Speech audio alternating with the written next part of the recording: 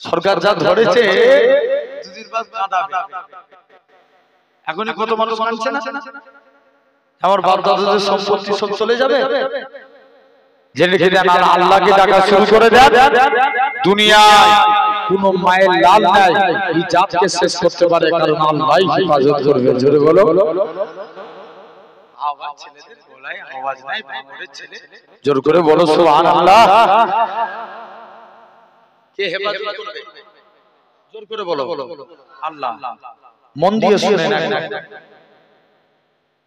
তাহলে নালে আমরা যা নাফরমানি করি আল্লাহ ইচ্ছা করলে পারতো এই দেয়ালের মধ্যে তোমার গুনাহগুলো লিখে দিতে, পারতো না? পারতো না?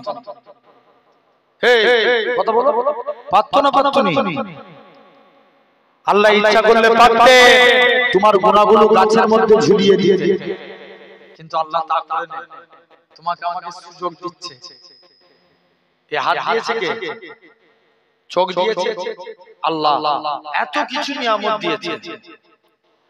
মুসলমান ছেলে মেয়েরা, বাবা তরুণেরা, এই নামজানি মানুষের আগা শুনে রেখে দেন। আমার আল্লাহ জানিয়ে দেন, ওই আমার বান্দারে, আমি আল্লাহ তোদের হাত দিয়েছি, আমি আল্লাহ তোদের পা দিয়েছি, আমি আল্লাহ তোদের চোখ দিয়েছি, আমি আল্লাহ তোদের কান দিয়েছি। বান্দারে, আমি আল্লাহ তোদের এত কিছু নিয়ামত দিয়েছি, তোরা আমি আল্লাহ আমাকে দুটো জিনিস দে, তোরা আমাকে রুকু দে, সিজদা দে, সিজদা দে, রুকু দে। ওই আমার তোরা যদি আমি আল্লাহ আমাকে রুকু দিস, আমি আল্লাহ তোদের রুজি দেব। তোরা যদি আমাকে সিজদা দিস, আসসালাতু মিরাজুল মুমিনিন, আমি আল্লাহ তোদেরকে আমার দিদার দিয়ে দেব। আল্লাহ বলছে বান্দা রুকু দে, আমি আল্লাহ তোদের রুজি দেব। সিজদা দে, আমি আল্লাহ তোদেরকে আমার দিদার দেব। মুসলমান ঘরের ছেলে মেয়েরা, বাবা তরুণেরা,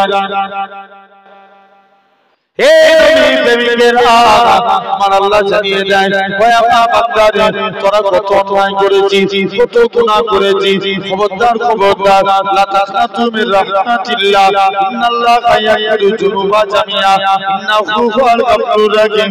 তোরা আমি আল্লাহ আমার কাছে আমার রহমত থেকে তোরা সরে যাস না, আমার রহমতের আশা কর, আমার কাছে তওবা করে নে। আল্লাহ পাক কুরআন শরীফ সূরা নিসার মধ্যে বলে, আস্তাগফিরুল্লাহ ইন্নাল্লাহা গফুরুর রাহিম। ওই আমার বান্দারে, তোরা যদি আমার কাছে তওবা চাইলিস, আমি আল্লাহ তোদের জীবনের গুনাহটাকে আমি আল্লাহ ক্ষমা করে দেব, কেন আমি আল্লাহ গুনাহ ক্ষমাকারী। কে মাফকারী? জোর করে বলো, মাফ করবেন কে? তুমি আমি পাপ করতে ভালোবাসি, আর আল্লাহ জোর করে বলেন আল্লাহ মাফ করতে ভালোবাসে।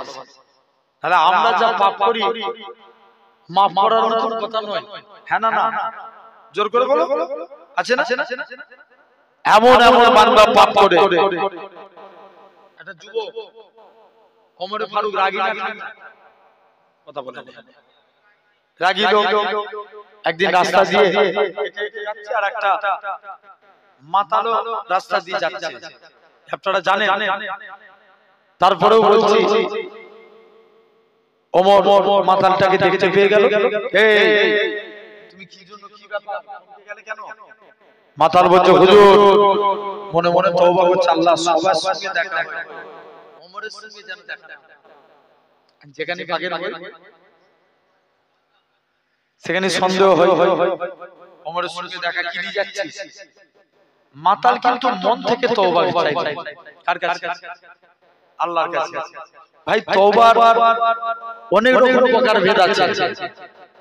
আল্লামা রুমি রাহমাতুল্লাহ আলাইহি বলেছেন, মানুষের তওবা কবুল হবে 100%, যার মধ্যে এই তিনটে শর্ত মিলে যাবে। এক নাম্বার, যখন তওবা চাইবে মুখে তওবা করবে আর মনে নিয়ত করবে আল্লাহ কবুল করছে। কি বলবো? বলো বলো বলো বলো। মুখে তওবা চাইবো আর মনে নিয়ত করব কে কবুল করবে? আল্লাহ কবুল করছে। এক নাম্বার। দুই নাম্বার, যে গুনাহটার জন্য তওবা করছেন মনটাকে ঠিক দেন। আমার দ্বারা এত বড় অন্যায় হয়ে গেল, এটা হলো 2 নাম্বার। 3 নাম্বার, কেমন তওবা করবে? তওবার পর যেন পুনরায় ওই গুনাহটা না হয়। এ সম্পর্কে আল্লাহর কুরআন বলে, ইয়া আইয়ুহাল্লাযীনা আমানু তুবু ইলাল্লাহি তাওবাতান নসুহা। कितना भी गुनाह किया बंदे, मेरे पास तौबा कर, मैं अल्लाह तुम्हारे पूरा जिंदगी गुनाह माफ कर देंगे। जोरे बोलो, কে মাফ করবে? আল্লাহ। সুবহানাল্লাহ। বাগের মতো, ঠিক না? চিরজীবন বলো তো যুবক, বিড়ালি বেঁচে থেকে লাভ আছে? বাঁচবেন 1 ঘন্টা সিংহের মতো বাঁচবেন, ইতিহাস মনে রেখে দিবে। জোর করে বলো, আরো জোরে বলো। আলহামদুলিল্লাহ। বাড়ছে না? আরো বাড়বে, বলো ইনশাআল্লাহ। শুধু একদিন ধৈর্যের পরিচয় আসেন। এখন ওমরের বান্দা তওবা করেছে, ওমর বলছে কি যাচ্ছিস দেখি। জোর করে দেখেছে আল্লাহর হুকুম, মদের বোতল দুধে পরিণত হয়ে গেছে। সেই ওমর একদিন একটা যুবক সিজদায় পড়ে কাঁদছে। ওমর জিজ্ঞেস করছে, তুমি কাঁদছো কেন, কি হয়েছে বলো? বলছে না, না তুমি আজ কি বলো? বলছে চলো আমাকে নিয়ে চলো। মনে মনে করছে আল্লাহ, ওমর তো রাগী, যদি তোর বাড়ি চালিয়ে যায় মাপ চাওয়া হবে না, তার থেকে ভালো ওমর তুমি আমাকে নবীর দরবারে নিয়ে এসো। মুসলমান হয়ে ছেলে মেয়েরা, আপনারা তরুণেরা, এই নবী প্রেমিকের যুবক ছেলেরা, আল্লাহ নবী সাহাবী হযরত ওমর যুবকটাকে আল্লাহ নবী হুজরা মুবারকে নিয়ে চলে গেলেন।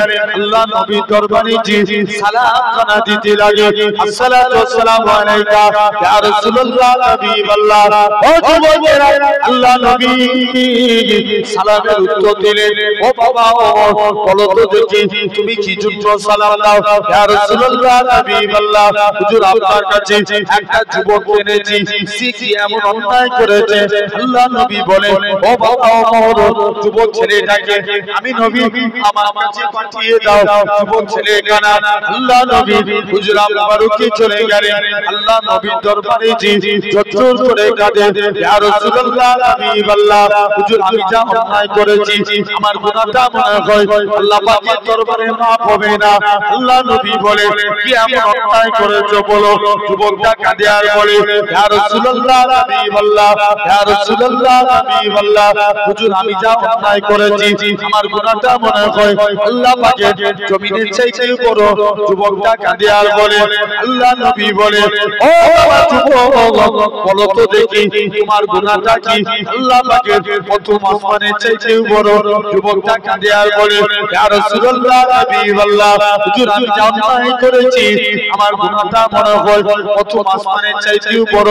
আল্লাহ নবী বলে, বাবা তোমার গুনাহ কি আসমান জমিন জান্নাত জাহান্নামের চাইতেও বড়? যুবকটা কাঁদে আর বলে, ইয়া রাসূলুল্লাহ হাবিবাল্লাহ, হুজুর আমি যা অন্যায় করেছি, আমার গুনাহ মনে হয় আসমান জমিন জান্নাত জাহান্নাম এই চারটি মিলালে যত বড় হয় তার থেকেও বড় গুনাহ। আল্লাহ নবী বলে, ও বাবা যুবক, বলো তো দেখি তোমার গুনাহটা কি এরকম ভাবে আল্লাহর আরশে আজিমের চাইতেও বড়? যুবকটা কাঁদে আর বলে, ইয়া রাসূলুল্লাহ হাবিবাল্লাহ, হুজুর আমি যা অন্যায় করেছি, আমার গুনাহটা মনে হয় আল্লাহর আরশে আজিমের চাইতেও বড়। আল্লাহ নবী বলে, কি এমন অন্যায় করেছো? যুবকটা কাঁদে আর বলে, ইয়া রাসূলুল্লাহ হাবিবাল্লাহ, প্রতিদিন মানুষকে কবরস্থ করা হয়, কবর দিয়ে যখন যে যার বাড়ি ফিরে চলে যায়, ইয়া রাসূলুল্লাহ হাবিবাল্লাহ, হুজুর আমি কবরের ভিতরে প্রবেশ করে যাই, মাটি কাটা সরিয়ে দিয়ে কাপড়টা খুলে সেটা বিক্রি করে জীবিকা নির্বাহ করি। আল্লাহ নবী বলে, ও বাবা যুবক, তুমি আমার আল্লাহর কাছে তওবা করো, আমার আল্লাহ তোমাকে মাফ করে দিবে। যুবকটা বলে, ইয়া রাসূলুল্লাহ হাবিবাল্লাহ, হুজুর আমি এর থেকে বেশি অন্যায় করেছি। গতকাল একটা কোরআনের হাফেজা মেয়ে ছেলে ইন্তেকাল হয়ে গিয়েছিল। এই মেয়েটাকে দেখার জন্য মদিনার শিল্পপতি ছেলেরা লাইন দিয়ে দাঁড়িয়ে থাকতো। ইয়া রাসূলুল্লাহ, হাবিবাল্লাহ, প্রতিদিনকার মতো আমিও তার কবরের মাটি সরিয়ে দিয়ে যখন কবর থেকে উঠে যাব, কাপড়টা খুলে হুজুর আমি ইয়া রাসূলুল্লাহ, হাবিবাল্লাহ, হুজুর আমি ইবলিসের চক্রান্তে পড়ে গেলাম। ইবলিস আমার বলতে লাগে, ওরে বোকা যুবক, ওরে আহমক যুবক, যেই মেয়েটাকে দেখার জন্য মদিনার শিল্পপতি ছেলেরা লাইন দিয়ে দাঁড়িয়ে থাকতো, আজকে তুই সেই মেয়েটাকে একা ছেড়ে দিয়ে পালিয়ে যা। ইয়া রাসূলুল্লাহ, হাবিবাল্লাহ, হুজুর আমি মেয়েটার সাথে জিনায় লিপ্ত হয়ে গেলাম। আল্লাহ নবী বলে, ও বোকা যুবক, তুমি বেরিয়ে যাও, বেরিয়ে যাও, তোমার গুনাহ মাফ হবে কি? আমি নবী তো এটা বলতে পারবো না। যুবক ছেলেরা 40 দিন না খানা অবস্থায় সিজদায় পড়ে আল্লাহর কাছে কাঁদে, আল্লাহ পাক জীবনে যত বড় অন্যায় করি না কেন আল্লাহ, আল্লাহ তুমি তো মাফকারী, তুমি ক্ষমাকারী, আল্লাহ তুমি আমায় মাফ করে দাও। 40 দিন পর আমার আল্লাহ পাক জিবরাইল আমাকে পাঠিয়ে দিলেন, এ হযরত জিবরাইল, চলে যাও, চলে যাও, আমার রাসূলুল্লাহকে জানিয়ে দাও ওই গুনাহগার যুবকের জীবনের গুনাহটাকে আমি আল্লাহ ক্ষমা করে দিয়েছি। কে মাফ করেছে? জোর করে বলো। তাহলে আমরা যদি আল্লাহর কাছে খালেস অন্তরে তওবা করি, আল্লাহ মাফ করতে পারে না? জোর করে বলো না। জীবনে এই রাতের এই ধরেন এটা আজকে নাই, সারা রাতের জলসা, কাল থেকে কথা বলো না ভাই, জাগবেন না। তানবিয়াহুল গাফিলিন কিতাবে আছে, আল্লাহ নবী বলছে তোমরা রাতের ঘুমানোর আগে একবার হলেও তওবা করো। আমাদের দুই কাঁধে কটা ফেরেশতা থাকে? কথা বলেন। তিনটে, দুটো। আচ্ছা, এই আপনাদের যে মিলন বাজার আছে, আপনাদের বাজার তো? আচ্ছা, মিলন বাজারে সিসি ক্যামেরা আছে তো? আছে। এখন তো বেশিরভাগ বাজারে সব সিসি ক্যামেরা লাগিয়ে দিচ্ছে, না? আচ্ছা বলে, যদি মিলন বাজারে যান, কোনো ক্রাইম করে বা গন্ডগোল বাগান সিসি ফুটেজে ধরা পড়বে না? তেমনি জানবে আপনি কি করছেন সারা দিনে।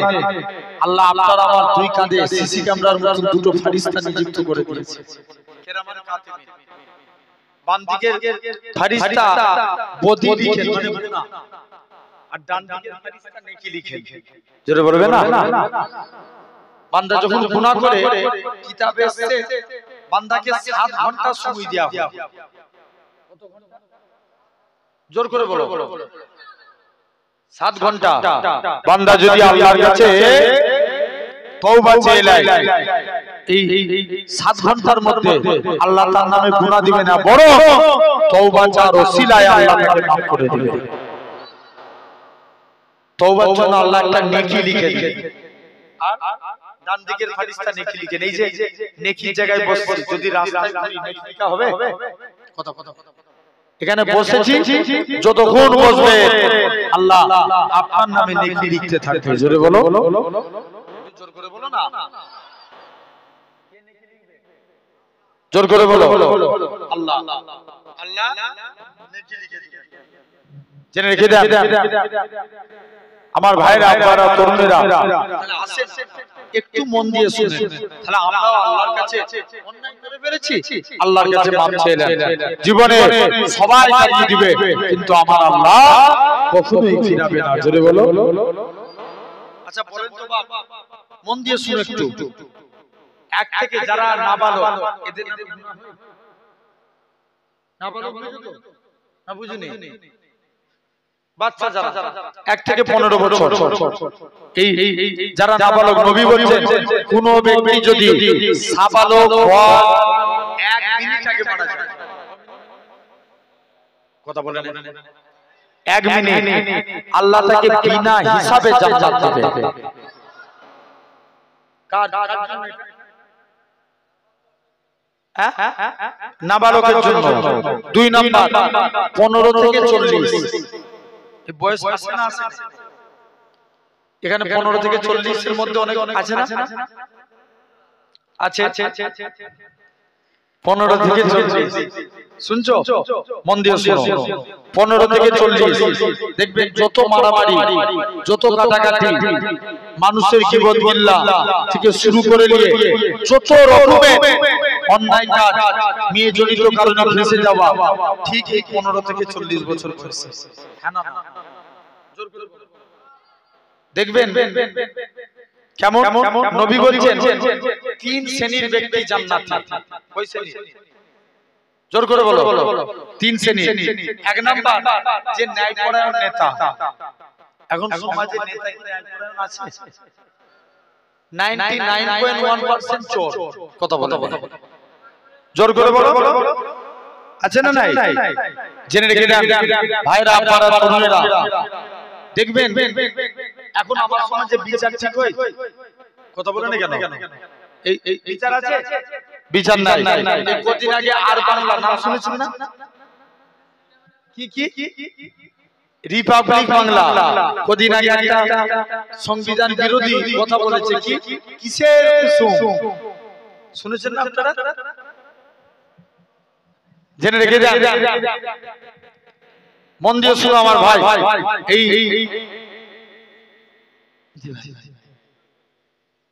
মাশাআল্লাহ, আল্লাহ আমার ভাই যাইতে সহি সালামতে বাড়ি পৌঁছে দিয়েছে। বলেন আল্লাহুম্মা আমিন। জেনে রেখে দেন, আসেন এই রিপাবলিক বাংলা শুনছো আমার কথা? দেখবেন কদিন আগে সমাজে এরকম দাঙ্গামূলক কিছু মানুষ কথা বলে, যেমন শুভেন্দু অধিকারী, এরকম ভাবে সুকান্ত মজুমদার, অর্জুন সিং। দেখবেন আমার রাজ্যের পুলিশ এদের বেলায় সরব, কোনো কথা বলে না। আর যদি আমার কওমের কোনো ছেলে একটা ফেসবুকে লাইভ দিয়ে বলে যে তোমরা যে ওয়াকাফ বিল নিয়ে এত বাড়াবাড়ি করছো, তোমাদেরকে দেখে দেব, পরের দিন দেখবেন জীবনতলা থানায় আপনাকে ডেকে পাঠাবে। এই ভাঙড় না চন্দনেশ্বর থানা? চন্দনেশ্বর থানায়। ভুল বললাম না ঠিক বললাম? আছে না? তাদের বেলায় কোনো কথা নেই। তাহলে জানবেন আমার সমাজে বিচারই ঠিক না। ঠিক না? হযরত ওমর একদিন একটা ঘোড়া কিনেছে। কি কিনেছে? ঘোড়া। কিছু দূর ঘোড়াটা কিনে নিয়ে এসেছে, ইহুদিকে টাকা দিয়ে দিয়েছে। ওমর বলছে, ইহুদি ঘোড়াটা কিনে নিয়ে এসেছে, ঘোড়াটা জমিনায় পড়ে গেছে। ওমর বলছে, ইহুদি তুমি আমাকে ঘোড়া ফেরত দাও।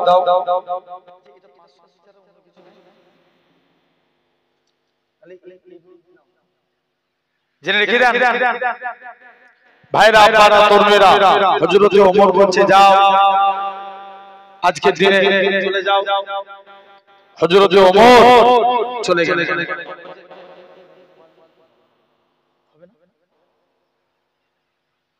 একবার দরুদ পড়েন তো আল্লাহ।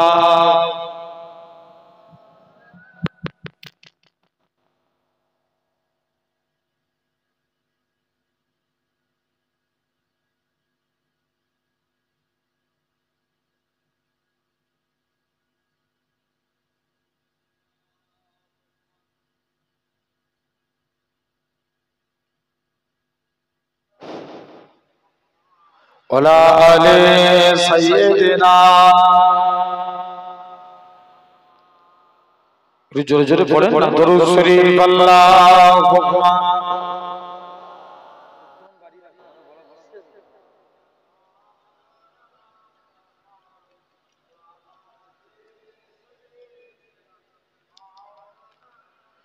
আসেন ভাইরা, তো যে কথা বলছিলাম, তো ওমর ঘোড়াটা কিনে নিয়ে জমিনায় পড়ে গেছে। ওমর বলছে, তুমি তোমার টাকা, আমার টাকা ফেরত দাও, তোমার ঘোড়া নাও। ইহুদি বলছে, না আমি তো ঘোড়া বিক্রি করে দিয়েছি, কেন টাকা দেব? বলছে চলো আজকে তোমার বিচার হবে। বিচার করবে কে? ওমরের আন্ডারে থাকা বিশিষ্ট তাবেঈ কাজী সুরাই। আচ্ছা, বিচারের রায় কার দিকে যাবে তাহলে? কথা বলে না, একটু সারা দিতে হবে ভাই। ওমরের দিকে যাবে, কারণ কার আন্ডারে কাজ করে? ওমরের আন্ডারে কাজ করে কাজী সুরাই দুমুখ দিয়ে কথা শুনলেন, শুনে বলছে ওমর শুনো, আজকে বিচার দিলে আজকে বিচারের রায় আপনার বিপক্ষে যাবে, কারণ যেহেতু ঘোড়া কিনেছেন আপনি, ঘোড়া আপনার টাকা ইহুদি, ওমর তুমি আজকের দিনে ঘোড়া এই ঘোড়ায় নিয়ে চলতে হবে। ওমর রাজদরবারে গেলেন, রাজদরবারে যে বলছে কাজী সুরাই সত্য বিচার করেছে, যাও আমি ওমরের প্রমোশন বাড়িয়ে দিলাম। জোরে বলো, আরেকটু চিল্লে বলো, কে প্রমোশন বাড়ালো? ওমর। আর আমার ধরো আমার এই সমাজে কেউ যদি হক কথা বলে দেখবেন তাকে পরের দিন জেলে ঢুকতে হয়, আছে না? বাস্তব কথা ভাই। তাহলে এক নাম্বার নবী বলেন তিন শ্রেণীর ব্যক্তি জান্নাতি, আমরাও এই তিনটের মধ্যে পড়তে চাই, বলো ইনশাআল্লাহ। এক নাম্বার যে ভালো নেতা। ওমরের ফারুকের জামানায় একজন গভর্নর ছিলেন, যার নাম ছিল আবু সাঈদ। তার ব্যাপারে তার এলাকার মানুষেরা তিনটে বিষয় নালিশ করেছে। হুজুর, এক নাম্বার আবু সাঈদ যখনই আসে লেট করে আসে। দু নাম্বার আবু সাঈদ রাজ দরবারে যখনই আসে, রাজ দরবারে আসে আবু সাঈদ হুজুর সপ্তাহে একটা দিন করে কামাই করে। তিন নাম্বার সন্ধ্যের পর কারণ বিচার করে। কটা কারণ? তিনটে। ওমর ফারুক বলে চলো আবু সাঈদকে ডেকে পাঠালেন। আবু সাঈদ, তোমার এলাকার মানুষেরা তোমার ব্যাপারে তিনটে নালিশ করেছে। মুসলমান ওরে ছেলে মেয়েরা, বাবা তরুণেরা, এ নবী প্রেমিকের আকা আল্লাহ নবী সাহাবী হযরত আবু সাঈদ বলে, ভাই ওমর রে শুনে রেখে দাও, আমি ইচ্ছা করে কোনো অন্যায় কাজ করি না, তবে যদি অনিচ্ছায় হয়ে যায় আল্লাহ মাফ করেন। নাম্বার 1, আমি এজন্যই রাজ দরবারে আসতে লেট করি, কারণ এক নাম্বার কারণ হলো আমার স্ত্রী বাড়িতে একা মানুষ, মাঝে মাঝে আমার স্ত্রীর কাজে সহায়তা করি, এই জন্য আমার রাজ দরবারে আসতে লেট হয়ে যায়। দু নম্বর কারণ, তুমি সস্তায় একটা দিন করে কেন কামাই করো? হযরত আবু সাঈদ বলে, এ রাসূলুল্লাহ সাহাবী, এ হযরত ওমর, কেন না শুনে রেখে দেন, আমার বাড়িতে এরকম ভাবে আমার করোনার একটা মাত্র জামা, আমি জামাটাকে একদিন করে ধৌত করি, যাতে করে জুম্মা নামাজ আদায় করতে পারি, পবিত্র জামা কাপড় পরে, এই জন্য একটা দিন কামাই করি। তিন নাম্বার কারণ, তুমি সস্তায় কেন এরকম ভাবে? তিন নাম্বার, তুমি সস্তার পরে কারোর বিচার কেন করো না? হযরত আবু সাঈদ বলে, ভাই ওমর রে শুনে রেখে দাও, আল্লাহ নবী জানিয়েছে তোমরা তাড়াতাড়ি করে ঈশা নামাজ পড়ে ঘুমিয়ে পড়ো, গভীর রজনীতে উঠে তাহাজ্জুদের নামাজ পড়ো, কেন না আমি রাসূলুল্লাহ এই আমলখানা করি। আসেন, এটা হলো এক নাম্বার। কি ন্যায়পরায়ণ নেতা হওয়া লাগবে, বলো ইনশাআল্লাহ। জোর করে বলো না। দু নাম্বার, অধিক সন্তান প্রসবকারিনী মা বাবা। এখন বলো তো বাবা, সন্তান প্রসবের হার বেড়েছে না? জি ইয়েস, কি হয়েছে? কমে গেছে। আচ্ছা বলো তো, আগেকার যুগে দাদুদের কটা করেছিল? 10টা 12টা হতো না? তারপরে জেনারেশন 7টা 8টা, তারপরে জেনারেশন 4টে 5টা, তারপরে জেনারেশন 2টো 3টে, এখন এসে দাঁড়িয়েছে গোটা একটা নালে 2টো। এটা আমি আমার বাবার কথা বলিনি, হাদিস শরীফের কথা বলছি। নবী বলছে, শুনো তোমাদের মাঝে জানিয়ে দিলাম যে আমার উম্মতের সংখ্যা যত বাড়বে কিয়ামতের দিন আমি নবী তার জন্য আল্লাহর কাছে গর্ব প্রকাশ করব, কারণ সমস্ত নবীর থেকে আমি নবী, আমার উম্মতের সংখ্যা বেশি। জোরে বলো। এটা হলো 2 নাম্বার। শুনলেন তো? 3 নাম্বার, ফি সাবিলিল্লাহ, জান্নাতি তারা যারা আল্লাহর পথে জিহাদ করে। নবীর একজন সাহাবী ছিলেন যার 2টা চোখ ছিল অন্ধ। কটা চোখ? আচ্ছা, যারা কানা মানুষ তারা দুনিয়ার কিছু বুঝে কথা বলে, কিন্তু সাহাবীর মনে শখ, আমি জিহাদের ময়দানে যাব। কানা মানুষের জন্য কি যুদ্ধ করা যায়? বলো না। না, তারপরে নবীকে বলছে হুজুর আমি জিহাদের ময়দানে যাব। আল্লাহর নবী বলছে তুমি বাড়ি যাও, তুমি কানা মানুষ কি করে যুদ্ধ করবে? বাড়ি ফালাও। সাহাবী মাথা হেড করে বাড়ি চলে এসেছে। আবার পরের দিন গেছে, প্রথম দিন হয়তো নবী তাড়িয়ে দিয়েছে, দ্বিতীয় দিনও তাড়িয়ে দিবে। মুসলমান ঘরের ছেলে মেয়েরা, তরুণেরা, মানুষেরা শুনে রেখে দেন, আল্লাহ নবী সাহাবী হযরত আব্দুল্লাহ ইবনে উম্মে মাকতুম, যিনার দুইটা চোখ ছিল অন্ধ, দৌড়ে আল্লাহ নবী হুজরা মুবারকে চলে গেলেন। আল্লাহ নবী দরবারে জি সালাম খানা দিতে লাগে, আসসালাতু ওয়াসসালামু আলাইকা ইয়া রাসূলুল্লাহ হাবিবাল্লাহ। ও যুবকেরা, আল্লাহ নবী সালামের উত্তর দিলেন, ও বাবা আব্দুল্লাহ কি জন্য তুমি সালাম দাও? ইয়া রাসূলুল্লাহ হাবিবাল্লাহ, হুজুর আমি যুদ্ধের ময়দানে যেতে চাই। আল্লাহ নবী বলে, বাবা বেরিয়ে যাও, তোমাকে যুদ্ধের ময়দানে যাওয়া লাগবে না। আল্লাহ নবী সাহাবী হযরত আব্দুল্লাহ এরকম ভাবে আব্দুল্লাহ ইবনে উম্মে মাকতুম নবীর কাছ থেকে নবী অনুমতি দিলেন না, বাড়ি চলে গেলেন। নবীর কাছ থেকে আস্তে আস্তে করে এরকম ভাবে আল্লাহ নবী ইন্তেকাল হয়ে গেলেন। নবী ইন্তেকালের পর আবু বকর খলিফা হলেন। আল্লাহ নবী সাহাবী হযরত আবু বকরের কাছে যায়, ভাই আবু বকর তুমি আমায় অনুমতি দাও, আমি একটু যুদ্ধের ময়দানে যাব। হযরত আবু বকর বলে, না এটা মানা যাবে না, যেখানে নবী অনুমতি দেয় না আমি আবু বকর আমিও অনুমতি দেব না, তুমি এখান থেকে চলে যাও। হযরত আবু বকর ইন্তেকাল হলেন, ওমর ফারুক খলিফা হলেন। নবী হযরত আল্লাহ নবী সাহাবী আব্দুল্লাহ ইবনে উম্মে মাকতুম হযরত ওমরের কাছে যায়, আয় ওমর তুমি আমায় অনুমতি দাও, আমি একটু যুদ্ধের ময়দানে যাই। হযরত ওমর বলে, ঠিক আছে আমি অনুমতি দেব, তবে তুমি কানা মানুষ কেমন করে যুদ্ধ করবে? হযরত আব্দুল্লাহ ইবনে উম্মে মাকতুম বলে, এ রাসূলুল্লাহ সাহাবী হযরত ওমর শুনে রেখে দাও, আমি আজকের দিনে আমি যুদ্ধ করতে পারবো না ঠিকই কথা, তবে ইসলামে ঝান্ডাটা নিয়ে আমি দাঁড়িয়ে থাকবো। মক্কার কাফেররা আমাকে তীর ছুঁড়ে মারবে, গোটা শরীর রক্তাক্ত হয়ে যাবে, আমি রক্তমাখা শরীর নিয়ে কবরে চলে যাব। কাল কিয়ামতের ময়দানে আমার আল্লাহ যেদিন জিজ্ঞাসা করবে, ইয়া আব্দুল্লাহ ইবনে উম্মে মাকতুম বলো তো দেখি তুমি কি জন্য আজকের দিনে তুমি দুনিয়ায় পাঠিয়েছিলা, কি করেছিলি? আমি আমার আল্লাহকে দেখাবো। আল্লাহ পাক তোমার দিনকে জিন্দা করার জন্য নিজের জীবনকে কুরবান করে দিয়েছি। জোরে বলা গেল না? একবার তাকবীর মারো তো দেখি।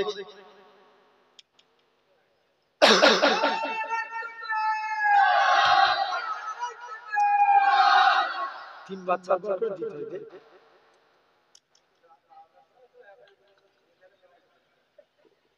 তবে তো ঘুম ছাড়বে।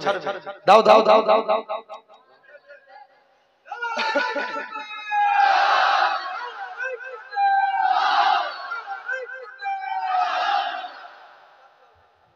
ইনশাআল্লাহ আছে। তাহলে এক নাম্বার কি, যারা ফি সাবিলিল্লাহ আল্লাহর পথে জিহাদ করে শহীদ, এরা হলো জান্নাতি। ভাই আল্লাহ নবী একদিন বিশ্বতে কবর জিয়ারত করছেন, কথা বলো না, কোন জায়গায় কবর জিয়ারত করছেন? মিশর। জায়গার নাম কি বললাম? মিশর। নবী কবর জিয়ারত করছেন, আর কবরের ভিতর থেকে জান্নাতি খুশবু বার হচ্ছে। একটু জোরে বলা গেল না? জান্নাতি খুশবু। নবী জিবরাইলকে জিজ্ঞেস করছে, জিবরাইল এই কবরটা কার? জিবরাইল বলছে, ইয়া রাসূলুল্লাহ এটা ফেরাউনের দাসীর কবর। জোর করে বলো, ফেরাউনের দাসীর কবর। আল্লাহ নবী বলছে, জিবরাইল ফেরাউনের দাসীর কবর থেকে জান্নাতি খুশবু? জিবরাইল কারণটা বলো। জিবরাইল বলছে ইয়া রাসূলুল্লাহ অনেক বড় ইতিহাস। বলো না জিবরাইল এর কারণটা কি? আল্লাহ নবী বলছে জিবরাইল শুনে রেখে দাও। নাম্বার 1 হুজুর একদিন ফেরাউনের দাসী আর ফেরাউনের মেয়ে দুজন মিলে এক জায়গায় বসে আছে। ফেরাউন কি দাবি করেছিল? খোদা বলে দাবি করেছিল। ফেরাউনের দাসী ফেরাউনের মেয়েকে বলছে আমি তোর আব্বাকে খোদা বলে মানিনি, আমি তাকে খোদা বলে মানি যিনি লিল্লাহি মা ফিস সামাওয়াতি ওয়া মা ফিল আরদ, জমিন আসমানের একমাত্র মালিক, তাকে আল্লাহ বলে মানি। জোরে বলো। বলছে দাঁড়া তোর ব্যবস্থা করে দিচ্ছি। বলছে কি ব্যাপার? চলো। ফেরাউনের